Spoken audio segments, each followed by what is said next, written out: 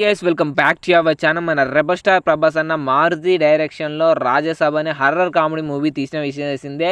Movie first day అయితే flop talk అయితే వచ్చింది, కానీ ఇప్పుడు పాజిటివ్ టాక్ వచ్చి చాలామంది అయితే ఈ మూవీని చూడడానికి వెళ్తున్నారు. అండ్ వేరే లెవెల్ రికార్డ్స్ అయితే వచ్చాయని చెప్పచ్చు. ఈ మూవీకి బాక్స్ ఆఫ్ రికార్డ్స్ ఏంటంటే వరల్డ్ వైడ్గా ఈ మూవీకి వచ్చేసి డే 1 100 కోట్లకి పైగానే ఓపెనింగ్స్ అయితే వచ్చాయి భయ్య.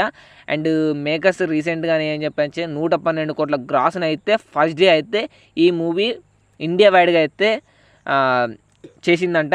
అండ్ ఇదే ఫస్ట్ మూవీ అంట హర్రర్ మూవీలో ఒక మూవీ 100 కోట్లు కొట్టడం, 112 కోట్లు కొట్టి చూపించడం ఇదే ఫస్ట్ మూవీ అంట ఇండియాలో.